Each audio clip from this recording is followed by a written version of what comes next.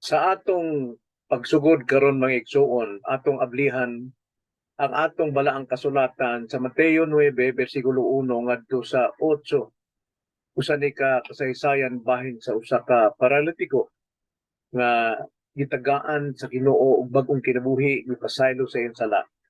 Usa kining atong pagbasahon karon akong giuluhan ang imong mga sala gipasaylo na. Atong basahon mga igsuon.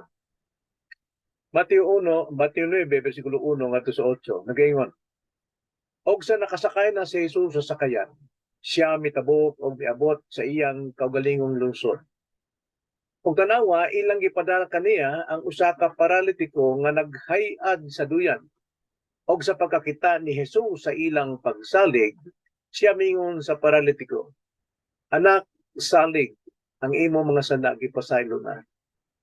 Og tanawa dihay mga eskriba nga nag-ingon sa ilang kaugalingon, nagpasipala kining tawhana. Apan sa nasayran ni Jesus ang ilang mga hunahuna, siya miingon kanila, nganong nagahunahuna man kamo dautan diha sa inyong mga kasing-kasing? Kayain ba'y labi pang maayo, masayon? Ang pag-ingon ba ang imong mga salagi pasaylo na? O ang pag-ingon ba bumangon ka o paglakaw? Apan aron mahibalo kamo nga ang anak sa tao may kagahom di ay dinhi sa yuta sa pagpasaylog mga sala. Niini miingon siya sa paralitiko, bangon, dad-a ang imong gihigdaan o pumauli ka. Og siya may bangon o may pauli sa iyang balay. Sa pagkakita nini sa mga panon sa mga katawhan, sila nga hadlok og na nagdaig sa Dios na nakahatag sa maong kagahom ngadto sa mga tao. Mao kini ang pulong sa Dios, kampo ta maigsoon.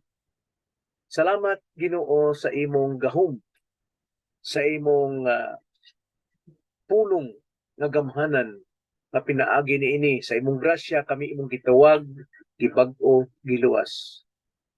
Gipasaylo sa among mga sala. Hinaot pa nga mausab ang imong grasya mga padayon diha sa pagtawag, pagpasaylo o pagluwas sa mga makasasala na makapaminaw niining maong imong pulong nga isaysay sa imong magwawali.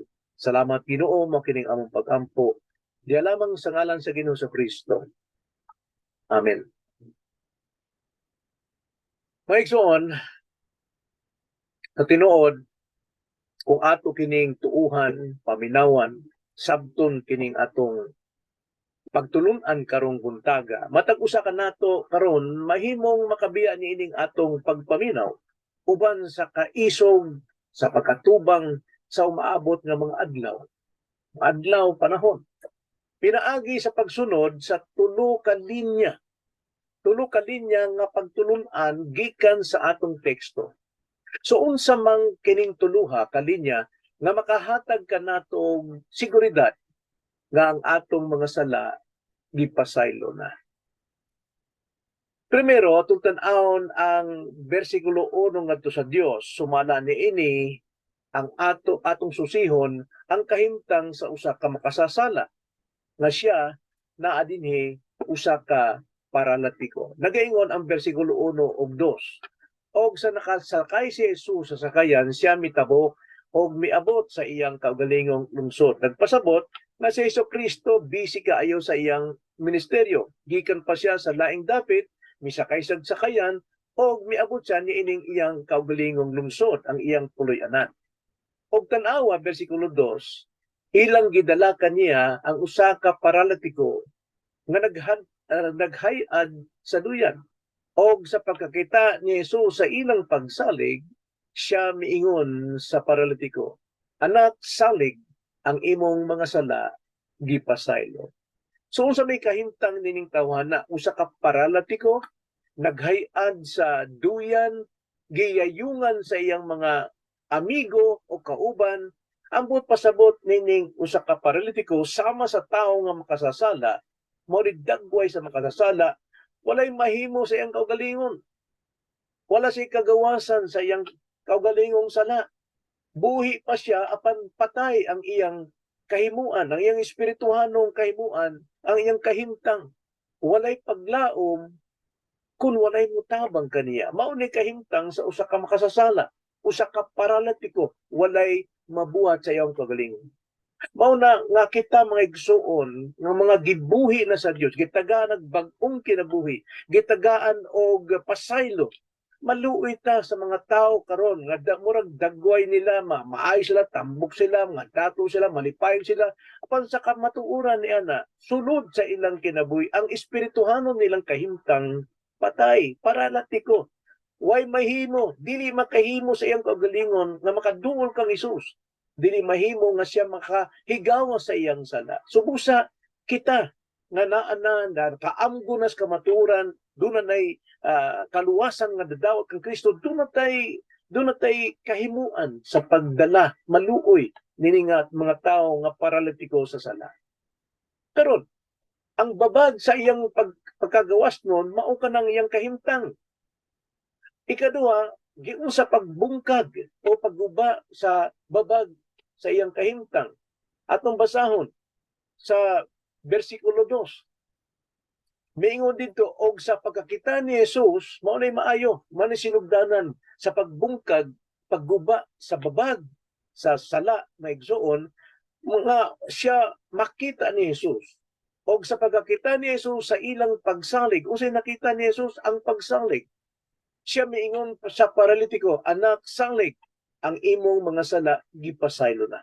Kining mga pulungan ni Jesus, nagpasidaan kanato, nagpakita nga aron mabungkag, maguba ang babag sa sala sa atong kinabuhi aron tagaan tag kagawasan ni ini kinahanglan dunay pagsalig.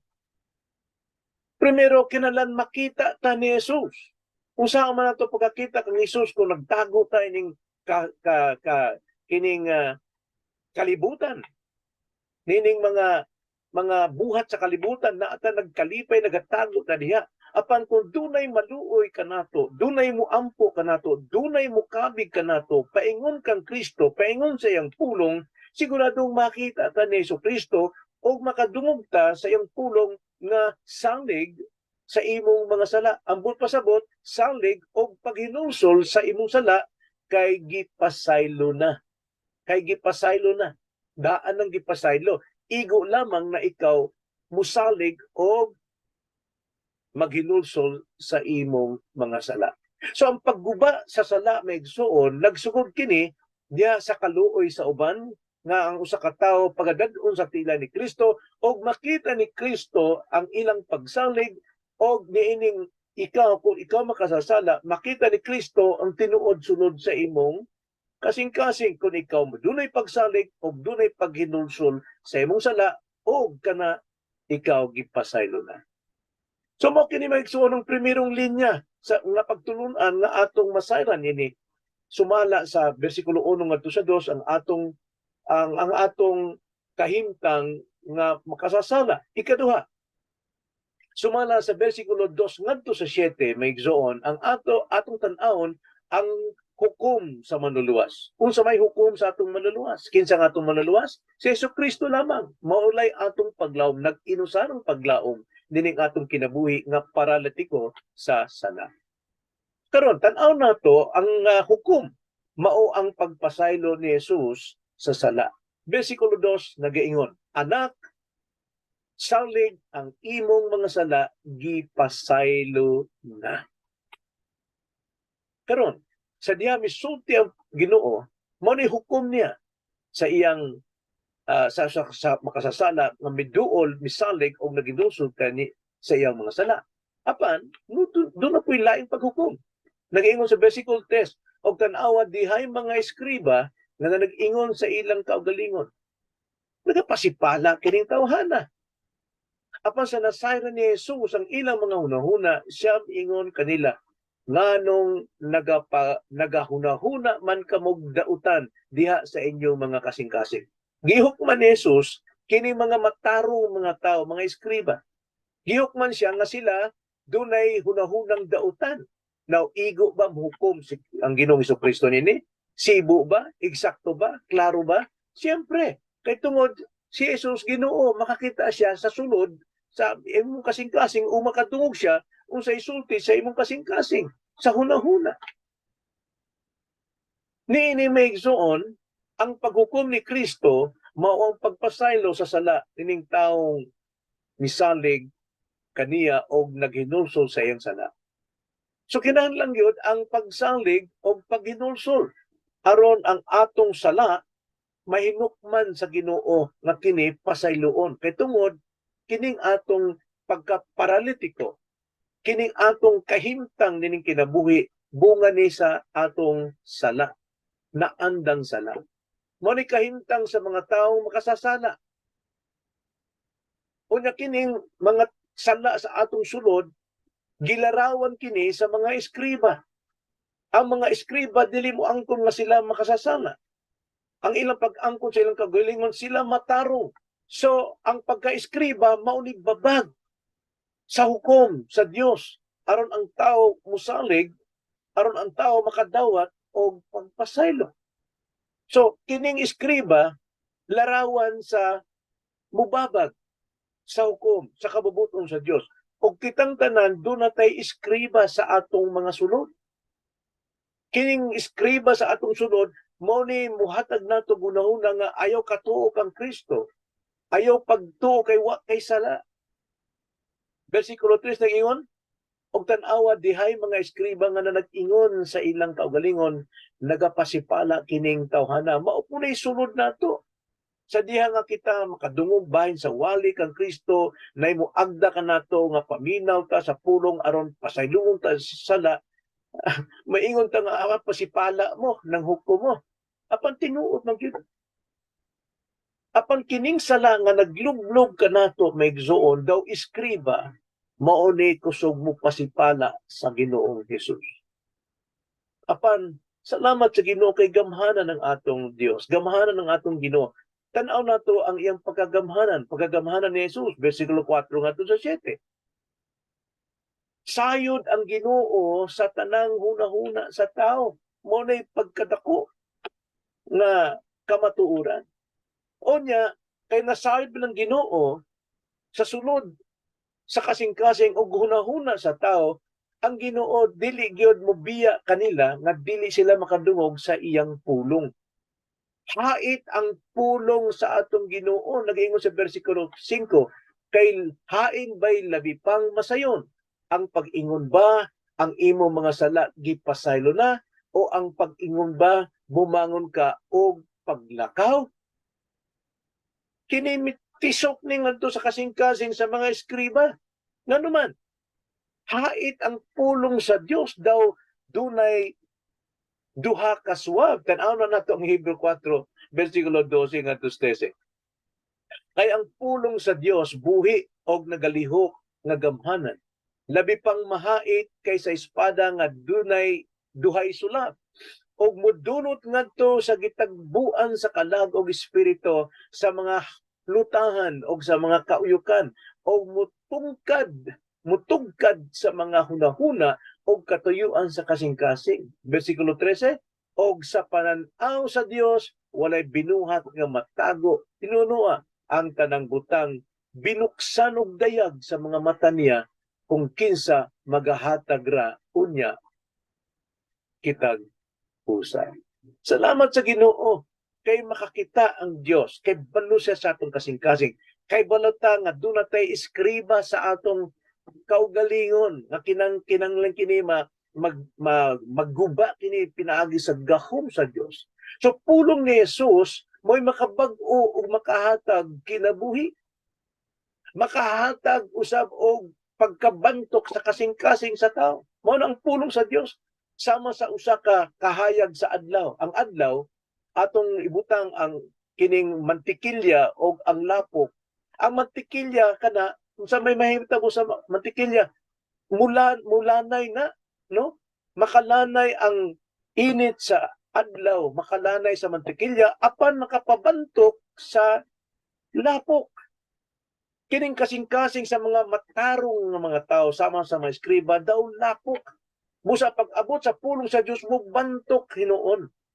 Mubantok apan kining usa ka makasasala ang paralitiko sa dihang gisultihan siya sa atong Ginoo sa bahin sa pulong min kung yun kining nalanay ang iyang kasing-kasing nahumok gidawat niya og sa iyang pagdawat sa iyang pagkadungog misalig siya og ginulsol sa sayang sana og iyang gibuhat unsay mando sa pulong sa Ginoo. Pero unsa may mando sa pulong sa Ginoo? Basa nato bersikulo 6 ngadto sa 7. Apan aron mahibalo kamo ngang anak sa tao may kagahom di ay dinhi sa yuta sa pagpasaylog mga sala. Niini miingon siya sa paralitiko. Tanawa, lahi ang mga iskriba mibantok ang ilang kasing-kasing apan pag-abot sa paralitiko nalanay ang iyang kasing-kasing sumusa sa nakadungog siya sa manto sa Ginoo naagyod ang iyang pagsunod. Tanawa, mingon ang Ginoo kang mingon si Jesu sa paralitiko. Bangon, dad ang imong gihigaan og pumauli ka. Unsay gibuhat sa paralitiko og siya mibangon dayon og mipauli sa iyang balay nga bag-ong tao. Apan ang mga eskriba wala gid mabag-o. Wala gid mabag-o. Nganuman kay mibantok ang ilang kasing-kasing. Apan sa diha nga makita nila nga ang pulong sa Ginoo ni Jesucristo dunay gahom nga magpalanay og kasing-kasing o magpahatag og kusog sa mga tiil aron kini makalihok makatuman sa pulong sa Dios. Sumala sa bersikulo 8, tan-aw nato, paminaw nato ang pagsinggit sa pagsaulog niining mga katawhan. Bersikulo 8 nag-ingon, sa pagkakita niini sa mga panon sa katawan kauban ang mga eskriba, sila nangahadlok o nanagdaig sa Dios na nakahatag sa maong kagahom ngadto sa mga tao. Na makita nato dinhi nga sa pagwali pa ni Jesus sa mga tao atubangan sa mga tao nga naang paralitiko naghigda nagtuyad sa iyang higdaanan sa pagwali ni Hesus Kristo kaniya na kung unsay masayon alang kanila ang pagpasaylo ba sa sala o ang pag-ayo ba sa balatian. Gipakita niya kini pinaagi sa iyang pulong, sa iyang wali nga dunay gahom nga mupasaylo o maghatag bag-ong pagkatao. So busa makita nato ang mga tao sa ilang dako nga pagkalisang. Nalisang sila. Kaya kinsa may makabuhat, wala gyud makabuhat niini nga ang pulong sa Ginoo makapalihok sa tao, makahatag og kinabuhi, makapasaylo o makaayo, makaluwas sa iyang kaugalingon. Mao nang pag-ingon sa 8, sa pagkakita ini sa mga panon sa katawhan, sila nangahadlok, nangakutaw ang ilang mga hunahuna o nanagdahig tanawa sa ilang pagkahadlok, nagdahig sila sa Dios nga nakahatag sa maong kagahom ngadto sa mga tao. So atong tanaw na ni nakita sa mga tanang panon sa katawhan, dakbit na ang mga eskriba, mga matarong nga mga tao nga dili makaangkon nga sila makasasala, nga ang pulong ni Jesus nakapalihok o nakapahimog bag-ong tao sa usa ka paralitiko. Unsay gisulti sa 2 Corinto 5:17 may igsoon. Unsay gisulti didto? Busa kun ang tao anaa kang Kristo sama nining paralitiko, siya bag-o nang binuhat. Ang daang mga butang na nangagpangagi na, tanawa. Ang bag-o mga butang nahiabot na. Kita gyud sa mga katawhan kadtong mga taong misalig kang Kristo naghinulsol sa ilang sala og mituman sa pulong sa mando sa Dios. Nahimong bag-ong binuhat o bag-o nang binuhat, mao nang nakatuman sa pulong sa Dios. Unya, kita nato ang dako nilang kalisan. Aron sa ilang kalisan, madungog nato ang mga tao sa ilang makusog nga pagdaig sa Dios. Tanang tao makadaig yun sa Dios. Tanang tao. Nagdaig sila tungod sa ilang pagkakutaw sa unang-una. Libog sila nito, nakutaw ilang una. Kiunsa ni pagpamaagi ha? Nandun ay gahunin tawhana ang iyang pulong makabuhi o patay. Grabe ang ilang pagkatingala sa gahom ni Yesu Kristo.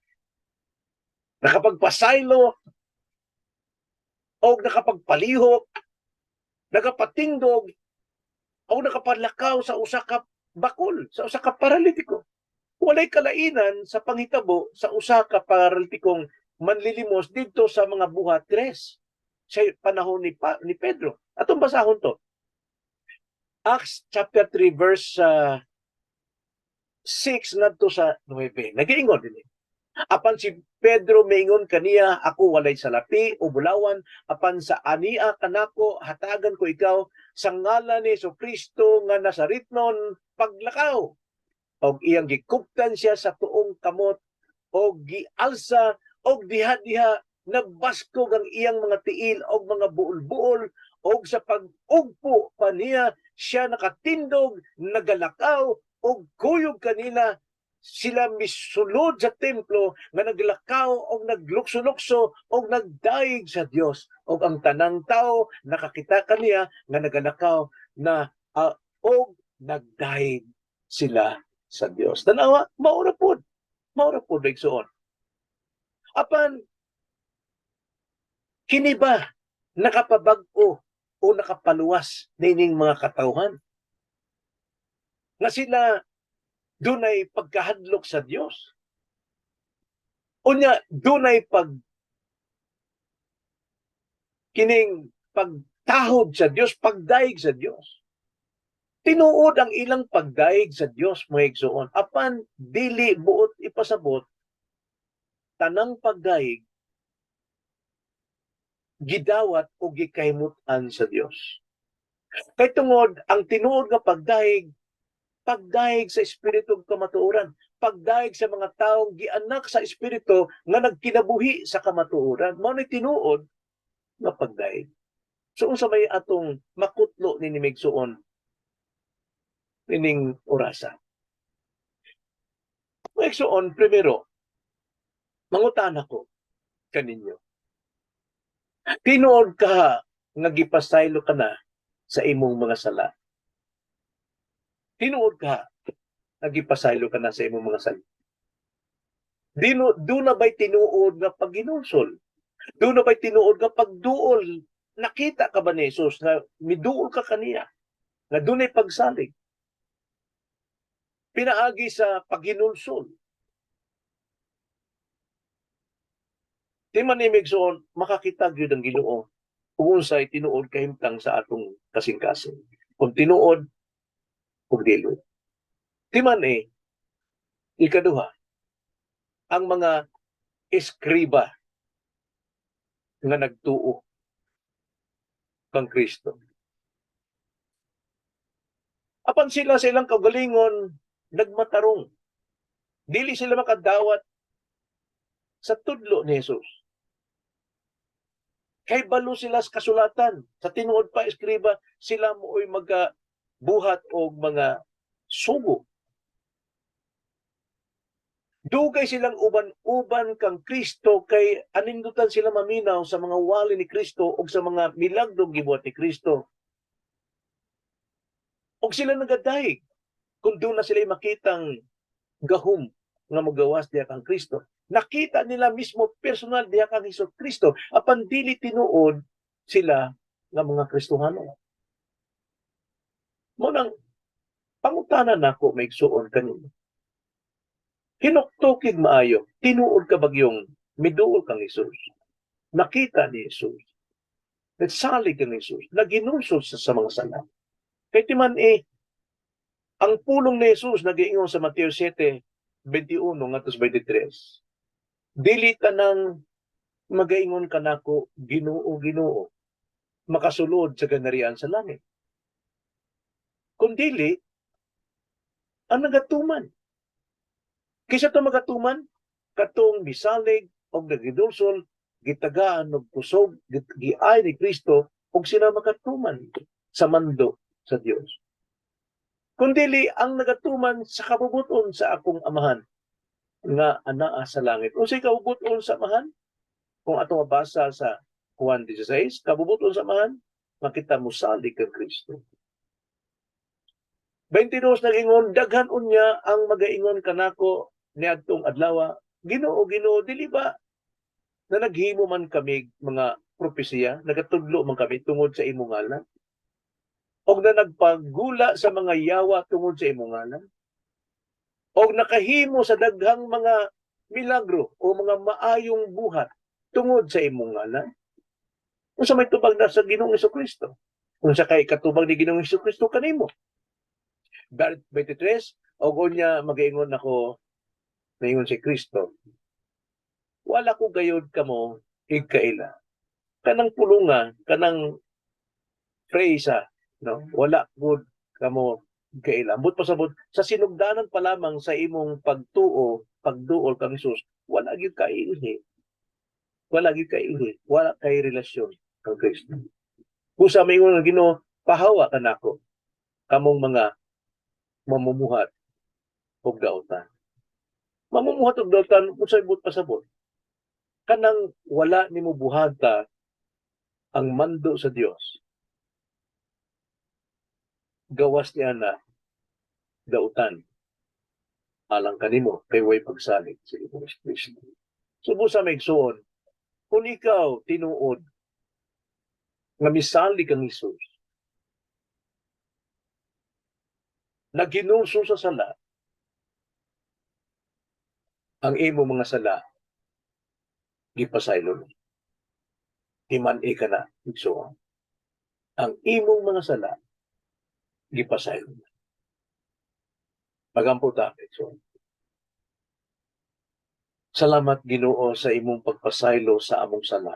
Dili pinaagi sa among mga binuhatan, sa among kaalam, sa among pagkabantog, sa among pagkadako nga tao nining kalibutan, kundi pinaagi sa among pagsalig diha kanimo ug paghinulso sa among mga sala. Nga tinuot nga imong nakita ug bunga ni ana kami magatuman sa imong mga mando karon ug hangtod sa kahangturan. Tungod ang magapabilin nga matinumanon hangtod kahangturan mao kana timaan sa mga naluwas. Ginoo, magluwas ka karong orasan. Kini among pag-ampog pa pasalamat diya sa ngalan sa Ginoong Kristo. Amen.